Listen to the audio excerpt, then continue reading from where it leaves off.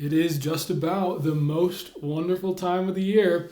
Not quite Christmas time yet, though, because we're entering, in about a week from now when I'm recording this video, the season of Advent.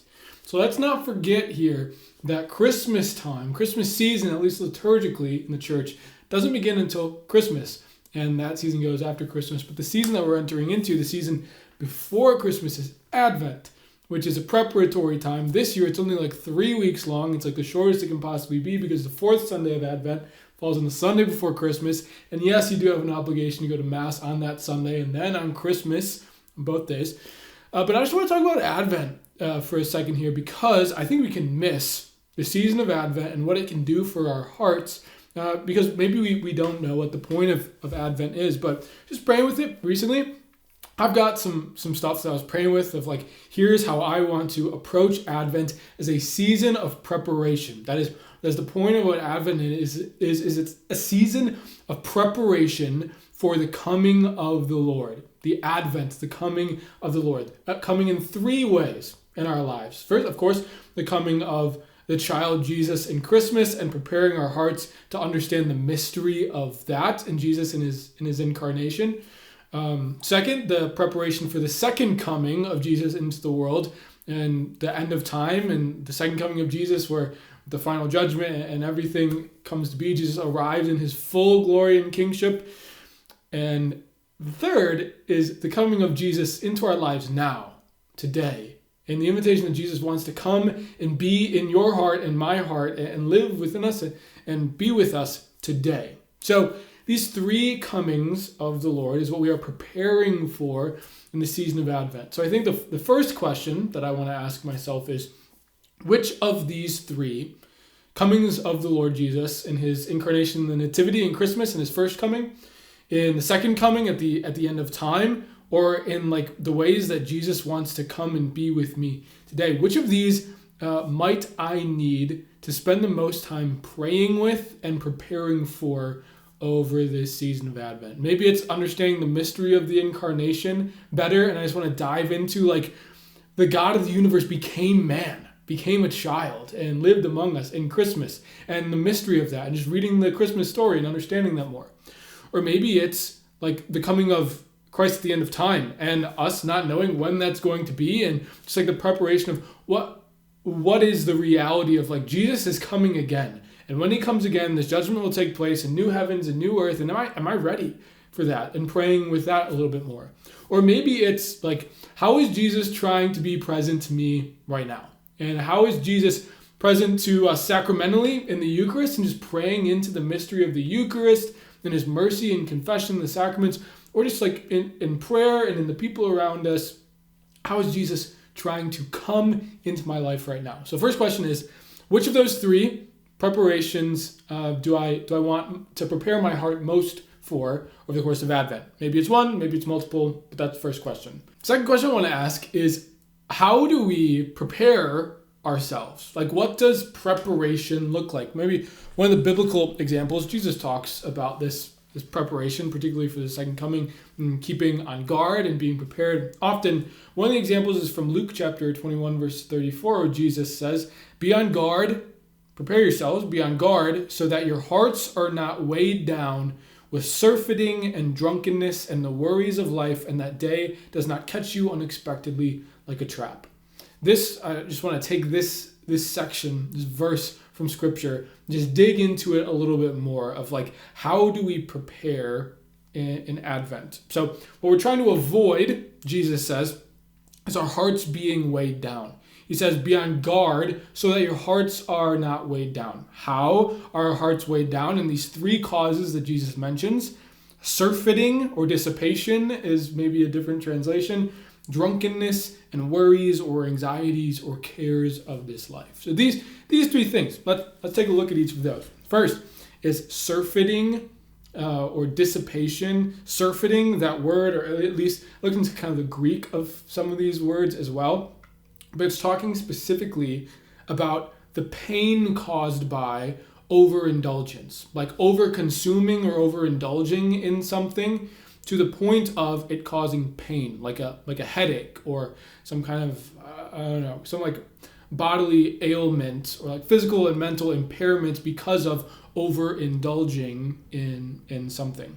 Second one, drunkenness, is kind of along those same lines, which is like overconsumption, but specifically in the Greek, it's talking about overconsumption of alcohol. So like drunkenness, very specifically, very, very literally.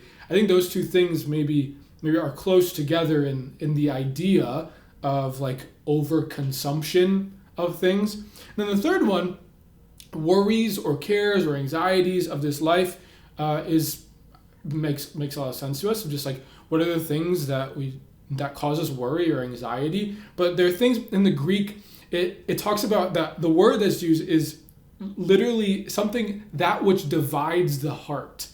And worries or anxieties or cares are things that we are so attentive to that they divide our heart, that they cause us some like disintegration of our person.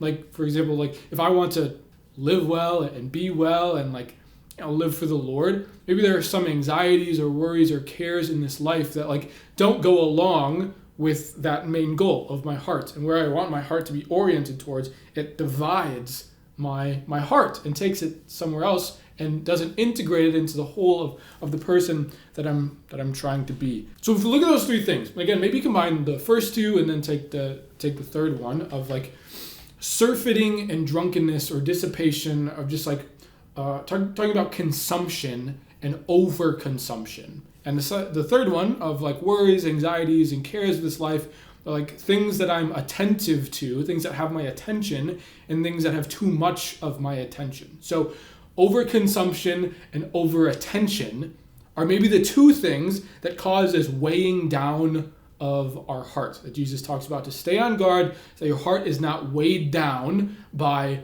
overconsumption, which causes, it talks about like pain and headache and like ailment of my well-being, and over attention, which causes this like division within me and this disintegration of my person, like the separation of my heart.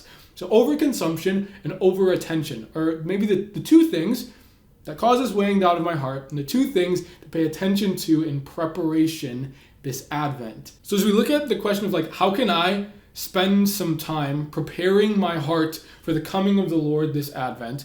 Maybe first is just like what kind of prayer goes into what we talked about before in that first question of like, which preparation of the Lord for the coming of the Lord am I preparing my heart for? So what does my prayer look like in that way? But also maybe in some way, what can I do? Maybe what it involves is what can I fast from, or take some kind of break from, or pay some attention to, of what am I over consuming, or what am I paying too much attention to? Some examples of this very well could be like alcohol, like you mentioned, so drunkenness, or some type of food that maybe we overconsume. Or maybe it's some type of media, like the news. Maybe you just pay too much attention to the news. You feel like you have to be attentive to the news cycle, and it kind of divides your heart. Or maybe it's just like media, or like certain shows that you watch all the time, and you're just like, I got to keep up with this show, and it just like, maybe you don't need to. There's like an over-attentiveness to that. Or an over-consumption, over-attentiveness to media in general. Like how much time you're spending on social media. How much time is that like dividing your heart and just allowing different voices than the voice of the Lord to come into your heart, into your mind on a day-to-day basis?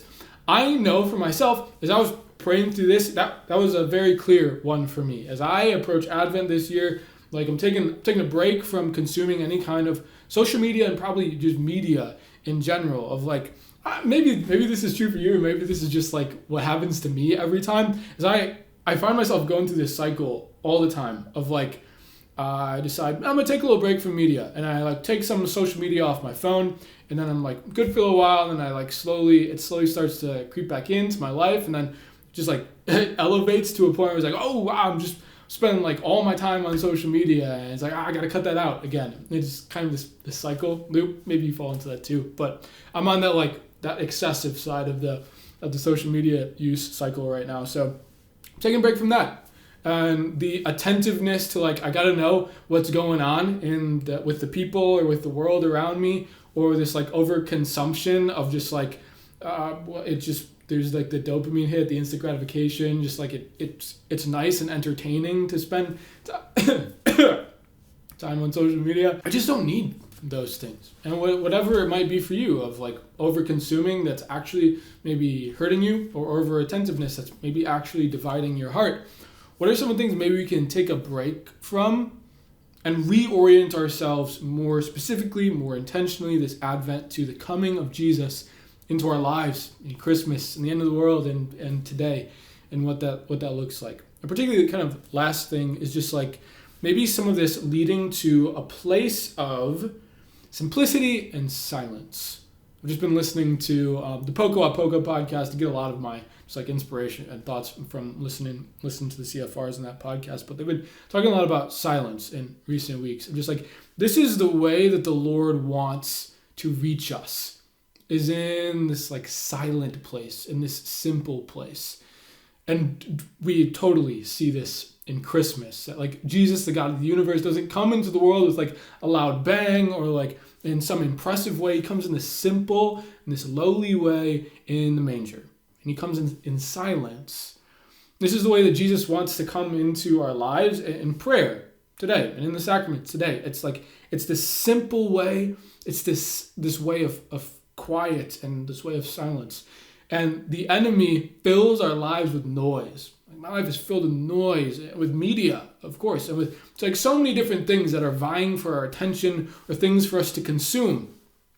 And what Jesus, how he wants to meet us and come into our lives is in this simple and silent place, away from some of the noise. So maybe what the invitation is for you and me during this Advent is praying into what things am I over consuming, what things am I over attentive to, and how are those things causing noise in my life that I can replace with more silence and more simplicity in this Advent season. And just see, let's just see, and let's trust that the Lord will come in a beautiful and wonderful way in this simplicity and in this silence. And in trusting, giving up some of these things or putting aside some of these things, trusting that the Lord will fill that space, fill that silence, fill that simplicity with his peace and with his love, and maybe with a new joy and a new hope in this Advent season, that when the Lord comes in Christmas and when he comes into our lives over the course of this season, that it will be beautiful and we'll know him more. Maybe more than we ever have before. It's my prayer for you. It's my prayer for me this Advent season.